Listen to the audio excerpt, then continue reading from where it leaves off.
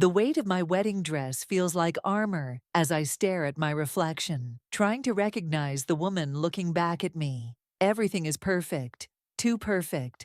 The delicate lace at my throat, the cascade of silk falling to the floor. Even the way my dark hair is swept up with tiny crystal pins catching the light. But my hands won't stop shaking. You look stunning, Thea. Felicity adjusts my veil, her eyes meeting mine in the mirror. Alex is going to lose his mind when he sees you. I manage a wobbly smile, fighting the urge to touch my face and smear the carefully applied makeup. I just keep waiting for something to go wrong.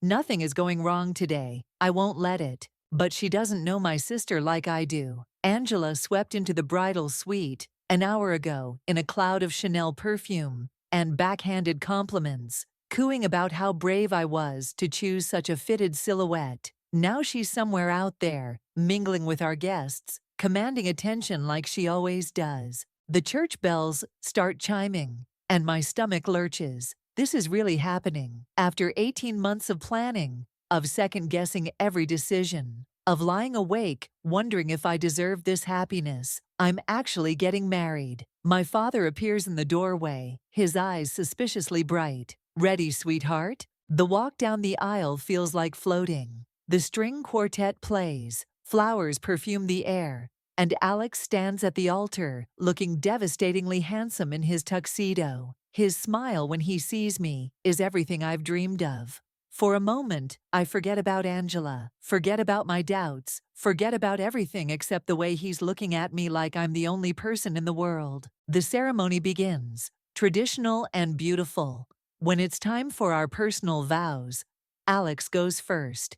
His words are perfect, funny and tender, and completely us. My heart feels like it might burst. Then it's my turn. I reach for the paper tucked into my bouquet, the vows I've spent weeks crafting and memorizing. But my fingers close on empty air. My voice cracks. The paper isn't there. Panic rises in my throat as I pat the flowers frantically. I'm sorry, I had them right here. A throat clears from the front pew. Angela stands, radiant in her maid of honor dress, holding a familiar piece of paper. Looking for this, little sister. The blood drains from my face as she unfolds my vows with elegant fingers. Such beautiful sentiments. I particularly love this part. She begins reading in a mocking sing-song voice. Alex, you saw me when I felt invisible. Horror crashes over me in waves as she continues, turning my private words into weapons. The guests shift uncomfortably. Someone gasps. My mother makes a strangled sound. I can't move, can't breathe, can't do anything but stand there as Angela systematically destroys the most important moment of my life, twisting every vulnerable confession into something cheap and pathetic. But then I feel Alex's hand slip into mine, warm and steady. I look up to find him watching Angela with an expression I've never seen before. Not anger exactly, but something calculating and cold that sends a shiver down my spine. He leans close, his lips brushing my ear. Trust me, he whispers. I've got this. Angela is still talking, her voice dripping with false sympathy.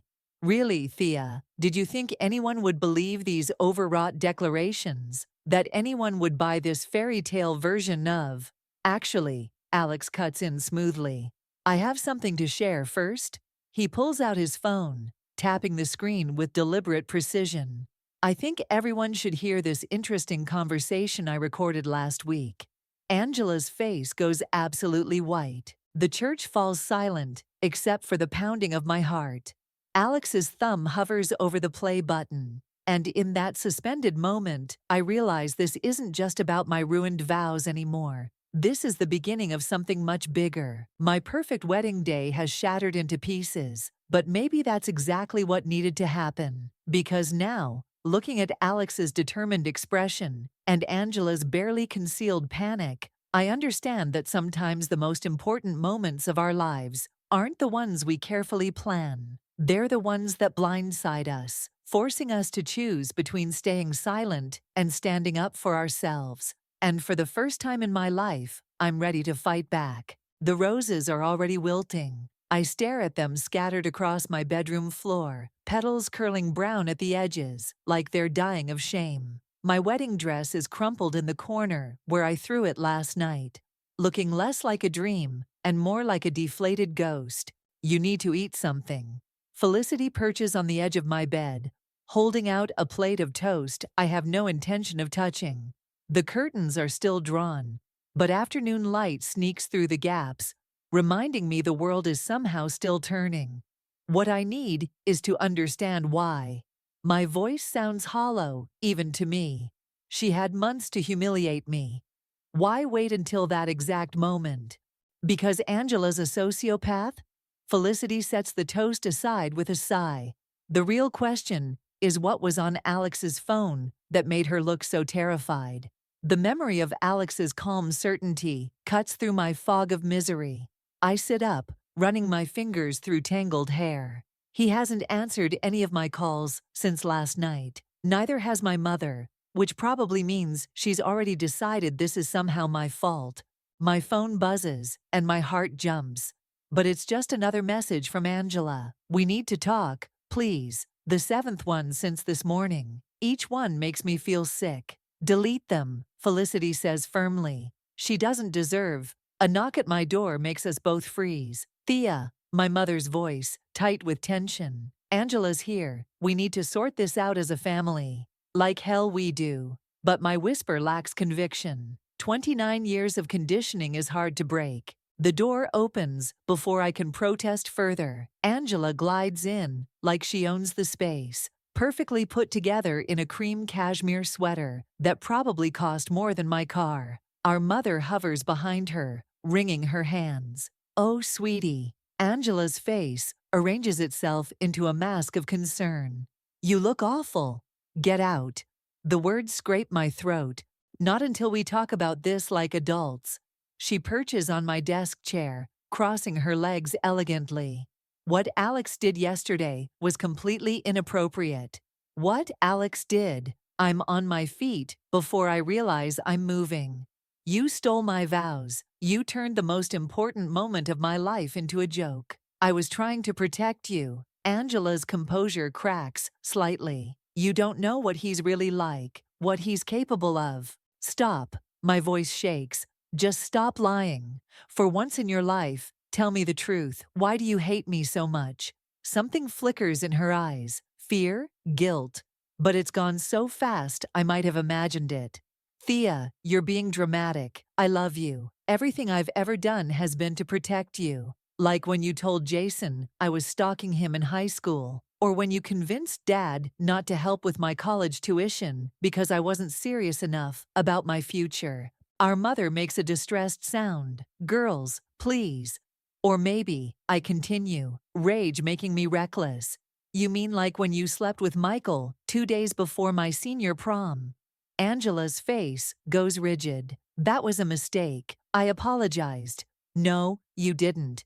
You never apologize. You just manipulate and destroy and pretend it's for my own good. The silence that follows feels like glass about to shatter. Then my phone rings, startling us all. Alex's name lights up the screen. Angela stands so quickly, her chair tips over. Don't answer that, but I'm already reaching for it. Her hand shoots out to grab my wrist, nails digging in. Thea, I'm warning you. Let go. Each word is ice. She releases me like I've burned her. As I answer the phone, I see real fear in her eyes for the second time in 24 hours. Alex? Hey, beautiful. His voice is calm, steady. I think it's time we had that talk about your sister, the one I've been saving for, after the wedding. Angela is watching me with an expression I've never seen before, like she's looking at a stranger. Maybe she is, because the Thea she knew would have backed down by now, would have accepted whatever version of reality Angela wanted to sell. But that Thea died yesterday at the altar. Yes, I say, holding my sister's gaze. I think it's definitely time. I hear the smile in Alex's voice as he says, you might want to sit down for this. And Thea, make sure Angela stays to hear it all. She owes you that much. Rain drums against the coffee shop window, matching the rhythm of my restless fingers on the ceramic mug. The cafe is nearly empty at this hour, just a few students hunched over laptops, and a barista wiping down counters. Perfect for what's coming. I check my phone again. 3:57 p.m. Alex's message plays on repeat in my head. Let her think she's in control. Trust me. The bell above the door chimes. Angela walks in, shaking water from her umbrella, scanning the room with the practiced ease of someone used to being watched. When she spots me, relief floods her features. I wasn't sure you'd come. She slides into the booth across from me, unwinding her silk scarf. After yesterday, I almost didn't. The coffee burns my tongue, but I welcome the pain. It helps me focus. Start talking. She reaches for my hand. I pull back before she can touch me. Something like hurt flashes across her face. Good. Alex isn't who you think he is, she says quietly.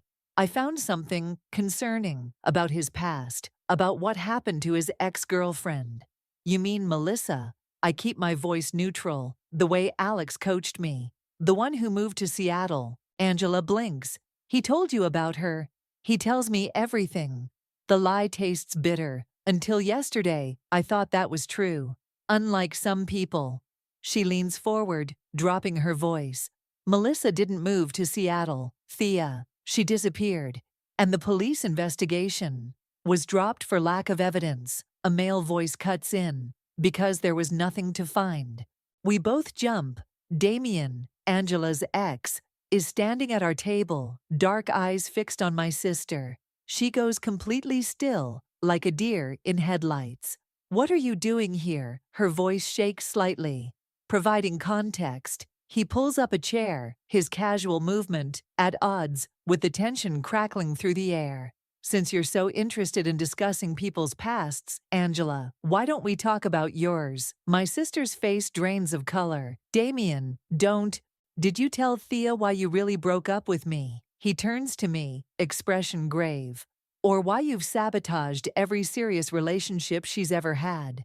Angela stands so abruptly, her chair scrapes against the floor. This is ridiculous. I'm not listening to this. Sit down. My voice surprises even me. Steel wrapped in silk. You owe me the truth, all of it. For a moment, I think she'll run. But something in my face must convince her. She sinks back down, hands trembling slightly, as she reaches for her purse. You don't understand, she whispers. I had to protect you, after what happened with Dad. Dad? The word catches in my throat. What does Dad have to do with this? Damien pulls out his phone, slides it across the table. Show her, Angela, or I will. She stares at the phone, like it's a snake about to strike. Outside, thunder rolls across the sky. The rain beats harder against the windows, and I feel like I'm standing on the edge of a cliff, about to learn whether I'll fly or fall. I can't, Angela says finally. I'm sorry, Thea. I'm so sorry. She grabs her things and flees into the storm, leaving me with Damien and a phone that apparently holds answers to questions I didn't even know to ask. You should look, he says softly. But not here, not alone. My fingers hover over the phone. Why are you helping me? His smile is sad. Because someone needs to stop her. Because you deserve to know why she spent your whole life trying to keep you small. And because... He hesitates. Because I should have done this years ago. I wrap the phone in my scarf, tucking it into my bag. My hands are steady now, even as my world tilts on its axis. Alex knew you'd be here today, didn't he? Alex knows a lot of things. That's what scares your sister most. Damien stands, leaving money for his untouched coffee. Call him when you're ready to see what's on that phone. You're going to need him. He walks out, leaving me alone with the rain and the weight of secrets I'm finally ready to uncover. Whatever's on this phone changed everything for Angela. Now it's my turn to decide what to do with that power. I text Alex, I have it, come over tonight. His response is immediate. Remember, sometimes the truth hurts before it heals. I stare at his words, wondering if I'm prepared for either. The video plays again. Grainy security footage from what looks like a hotel lobby. My father's familiar figure moves through the frame. arm around a woman who isn't my mother. The timestamp reads 3:47 a.m., 6 years ago, the night before he died. Alex pauses the footage, his laptop screen casting blue shadows across my living room. There's more. I don't want to see more. But I can't look away from that frozen image. How did Angela get this? Damien worked security at the Grand Plaza back then. Alex's voice is gentle. He gave it to her the morning after, thinking she should know. 2 hours later, your father had his accident. The implications hit me like a physical blow. Are you saying that Angela? No. He closes the laptop firmly. The investigation was thorough. It was black ice, just like they said. But Angela used this and other things to control people, to protect them from truths she decided they couldn't handle. My hands shake as I reach for my wine glass, like what she's doing with Melissa. Exactly. Alex moves closer, his warmth steadying.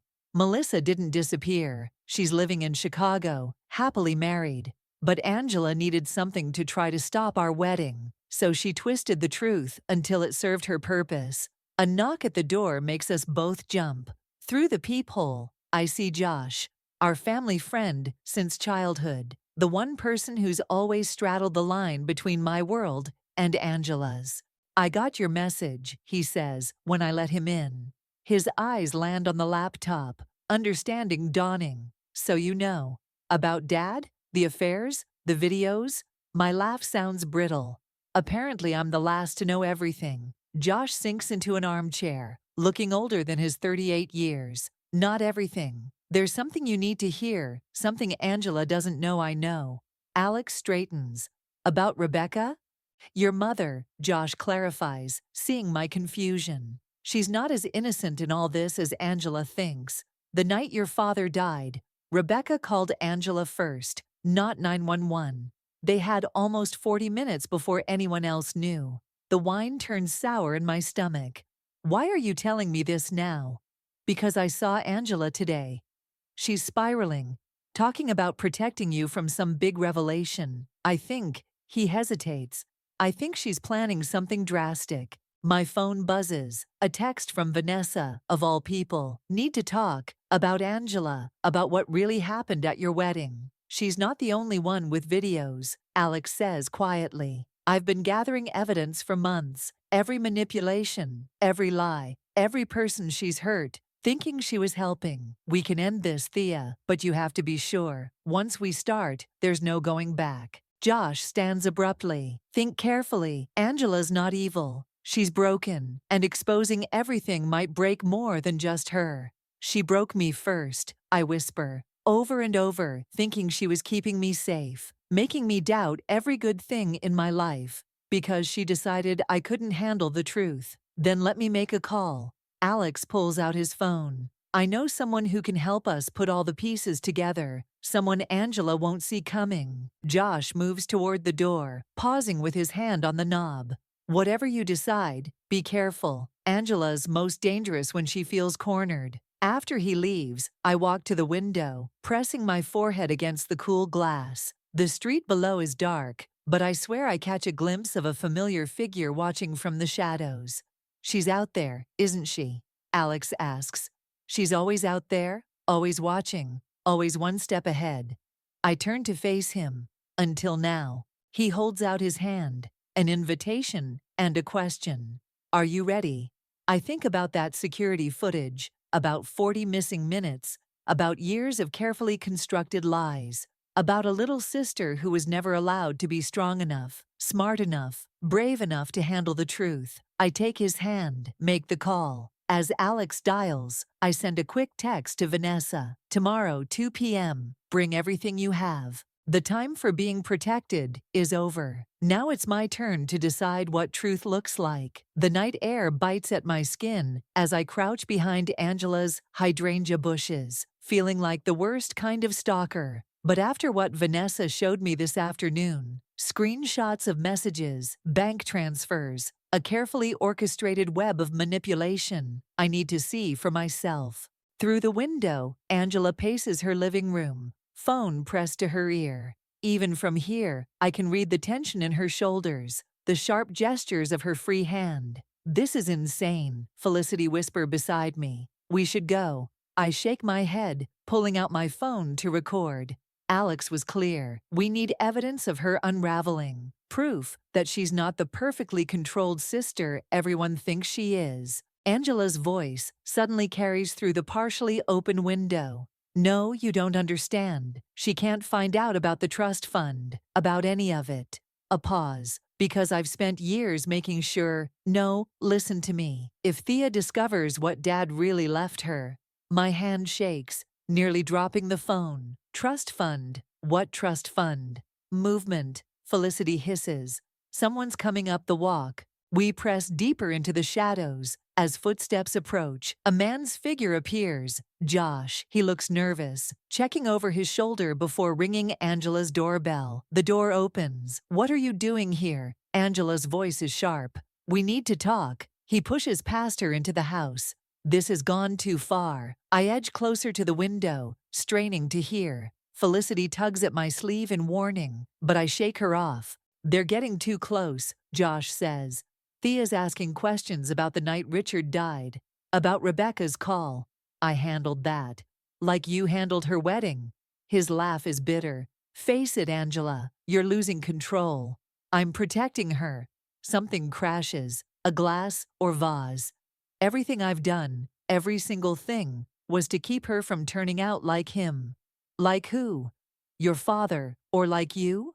The silence that follows is deafening. Get out. Angela's voice trembles. Get out before you what? Destroy my life too? Add me to the list of people you've protected into oblivion. I lean forward, trying to see their faces. My foot catches on a garden hose, sending me stumbling. The bush rustles, everything goes still.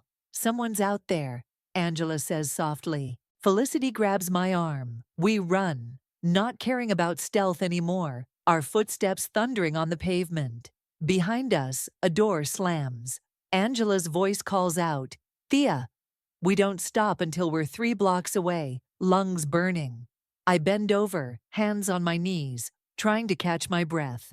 Tell me you got that recorded, Felicity gasps. I pull out my phone with shaking fingers, checking the video. Perfect audio, even the crash of breaking glass. But it's what Angela said about Dad, about the trust fund. My phone buzzes, a text from Alex. Don't go home, come to my place, now. Something's wrong. The urgency in his message makes my skin crawl. Go, Felicity says. I'll check your apartment, make sure Angela hasn't done anything crazy. Be careful, she's not stable. Neither are you right now. She squeezes my shoulder. But maybe that's what it takes to finally break free. I take back streets to Alex's building, jumping at every shadow. My phone buzzes again, an email notification. The sender makes my blood run cold. Dad's old law firm. The subject line, regarding the Richard Thompson Trust, urgent. Before I can open it, another text from Alex. Almost here? 2 minutes. Hurry, your mother just called. Angela's told her everything. My finger hovers over the email. Whatever's in there, whatever Angela's been hiding all these years, it's the key to everything. To Dad's death, to her obsession with controlling my life, to why she's coming apart at the seams now. But standing here in the dark, heart pounding with discovered secrets and narrowly avoided confrontations, I realize something terrifying. I'm starting to think like her, to justify crossing lines in the name of truth. The difference is, I won't stop until every lie is exposed, even if it breaks us both. I press my thumb to the screen, opening the email that might change everything. Sometimes burning bridges lights the way forward. The trust document blurs through my tears as Alex reads it aloud in his dimly lit apartment. Each word feels like another brick added to the wall of lies I've lived behind. To my daughter Thea, I leave the majority share of Thompson Industries to be held in trust until her 30th birthday. Alex's voice catches. The date she turns 30 is next month. She knew. My fingers curl into fists. Angela knew this whole time that Dad left me the company. That's why she's been sabotaging every career move I've tried to make. There's more. Alex scrolls down. Your father added a condition. If you're deemed unstable or unfit before your 30th birthday, everything transfers to Angela's control. A harsh laugh escapes me. And let me guess, Mom gets to make that determination. With input from a family-appointed psychiatrist. His jaw tightens. Dr. Marcus Reed, Angela's college roommate's husband. The pieces click into place with sickening clarity. That's why she's been pushing me to see him. Why she keeps telling everyone I'm fragile and need help. A key turns in the lock. We both freeze, but it's just Felicity, looking windswept and worried. Your apartment's been ransacked, she says without preamble. Angela's looking for something specific. She went straight for your home office. The USB drive. Alex stands abruptly. The one with Damien's security footage. My phone lights up with a call from my mother. When I don't answer, a text follows. Please come home, sweetheart. We're all worried about you. Dr. Reed can help. They're moving faster than we expected, Alex says. If they can prove you're unstable before your birthday. A sharp knock cuts him off. Through the peephole, I see Josh, looking desperate. Don't, Felicity warns, but I'm already opening the door. Josh bursts in. You need to stop this, now, before someone gets hurt. Like Dad got hurt. The words taste like poison. Were you part of that too? I tried to help him. His voice cracks. That night, after Rebecca called Angela, I went to the accident site. But Angela was already there, and your father was still alive? The room spins slightly. No, but there was time to call for help. Time to maybe... He runs a shaking hand through his hair. Angela said he wouldn't want Rebecca to know about the affair, that it would be kinder to wait, to make it look like we just found him. Bile rises in my throat. Alex's arm slides around my waist, steadying me. Why tell me this now? I manage. Because she's not thinking clearly anymore. She actually believes she's protecting you. He pulls out his phone, shows us a message from Angela. Taking care of everything. Thea will thank me later. She's going to Dr. Reed tonight, Josh continues, to start the competency evaluation process. My mother's next text chimes in. Dr. Reed has an emergency appointment available. We can help you through this breakdown. Breakdown. The word echoes in my head, along with every time Angela's called me unstable, emotional, unready for responsibility. Every time she's positioned herself as my protector while systematically dismantling my confidence. Let them come, I say quietly. What? Felicity steps forward. Thea, no, let them try to prove I'm unstable. My voice strengthens, because I've got proof of who really needs help. Every manipulation, every lie, every moment she chose power over protecting me. It'll destroy her, Josh warns. She destroyed herself. I meet his gaze steadily. And she nearly destroyed me trying to keep her secrets.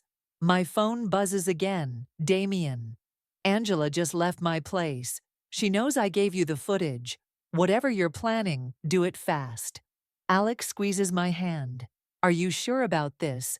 Once we move, there's no going back. I think about Dad dying alone because Angela decided his truth was too dangerous. About years of carefully orchestrated doubt and fear, all to keep me from claiming what was rightfully mine. Send everything to the board members, I tell Alex. The videos, the trust document, the proof of Angela's interference. Then call Dr. Reed's wife. Let's see how he handles his own secrets being exposed. Josh moves toward the door. I never wanted any of this.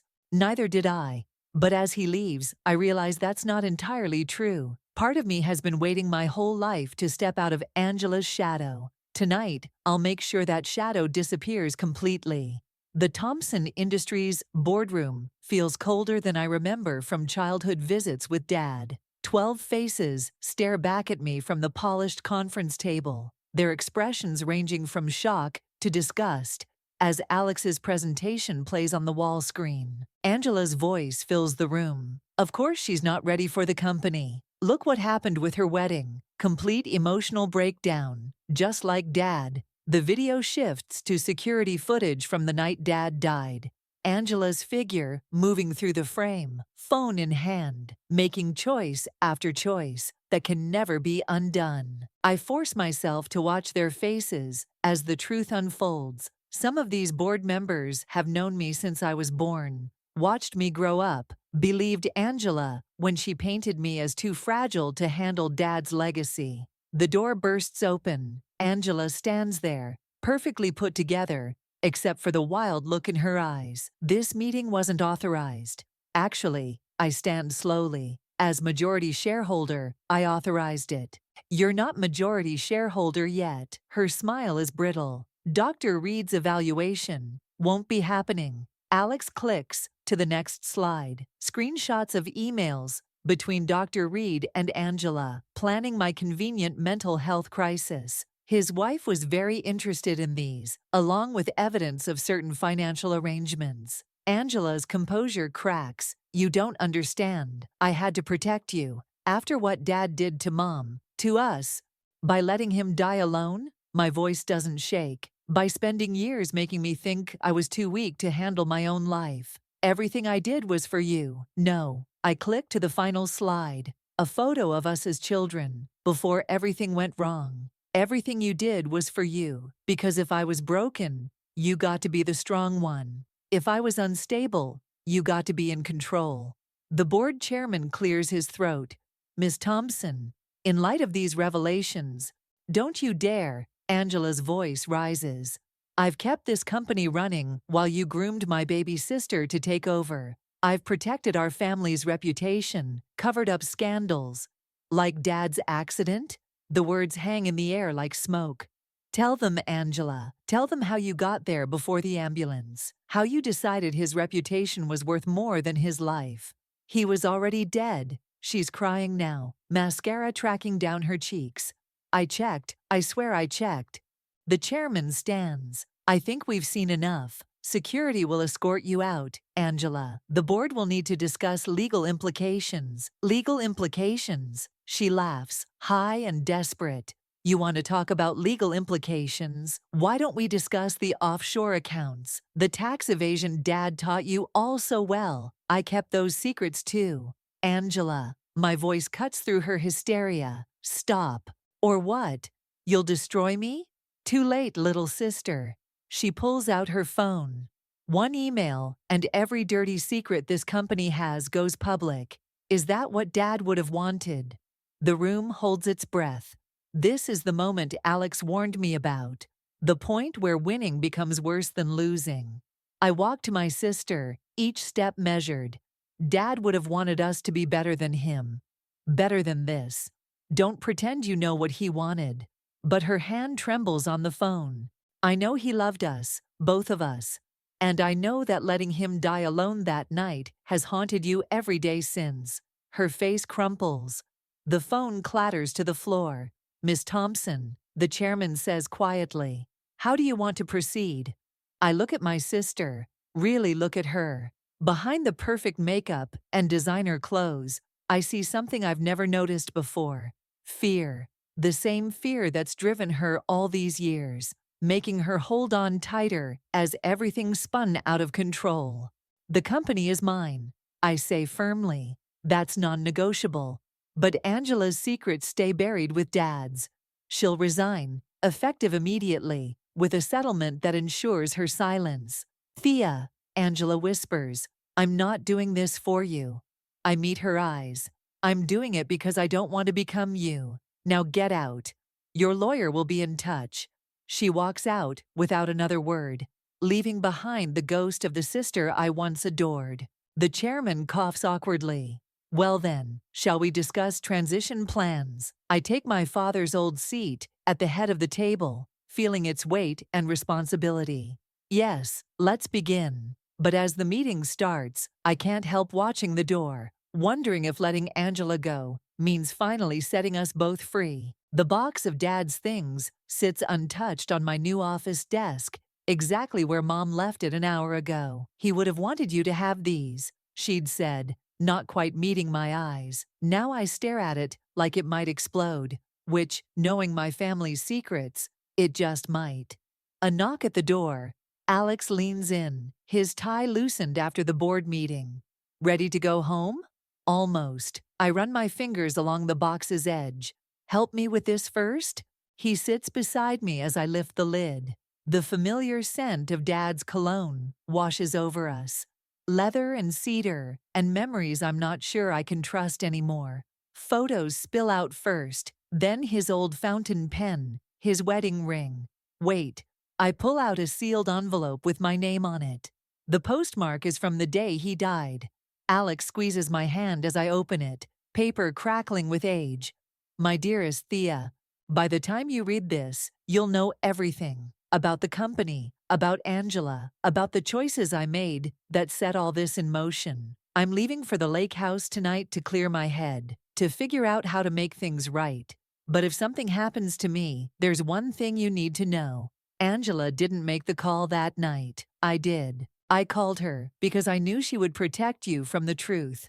That your father was a coward who couldn't face the consequences of his actions. She spent her life trying to be strong enough to carry my mistakes. Don't let her carry them anymore. All my love, Dad. The letter trembles in my hands. She knew. She let everyone blame her, let me hate her, because she thought she was protecting you. Alex finishes softly, just like she always has. A movement catches my eye. Angela stands in the doorway, looking smaller somehow, in simple jeans and a sweater. I was bringing you this. She holds out a familiar piece of paper, my wedding vows. I thought, maybe someday. Did you know about the letter? My voice cracks. She shakes her head. He called me crying, said he'd been drinking, that he couldn't keep lying to Mom. By the time I got there, she swallows hard. I couldn't let his last act be destroying our family. So I made a choice. To let me hate you instead of him. You needed someone to believe in. She steps forward, uncertain. And Dad, he wasn't that person, not really. I look down at the letter, then at my vows. Two versions of truth, both shaped by love and fear and the desperate need to protect. I can't forgive you yet, I say quietly, for the wedding, for the manipulation, for making me doubt myself for so long. I know. She turns to leave, but Angela, she pauses. Thank you for telling me the truth finally, even if it's not the whole truth. A ghost of her old smile flickers. There's a board meeting next week. The Singapore merger. Don't let Harrison talk you into the lower offer. He always opens too low. Is that advice from my sister or my former CEO? From someone who knows you're stronger than anyone ever gave you credit for, including me. She straightens, some of her old confidence returning. Especially me. After she leaves, Alex helps me pack up Dad's things. The letter goes in my desk drawer. Not hidden, but not haunting me either. You okay? He asks. I look around the office that was once Dad's, then Angela's, and now mine. Really mine. Earned not through manipulation or secrets, but through finally standing up and claiming my own truth. No, I answer honestly. But I will be. He smiles, understanding. Want to try those wedding vows again? Maybe somewhere smaller this time? Actually, I pull him closer, feeling stronger than I have in weeks. I think I want to write new ones, a new story, without anyone else's shadows. As we leave, I glance at Dad's photo on the wall. Tomorrow it comes down, not to erase the past, but to make room for a future I'm finally ready to build. Complicated, imperfect, and entirely my own. Some shadows I'm learning only have power until you step into your own light.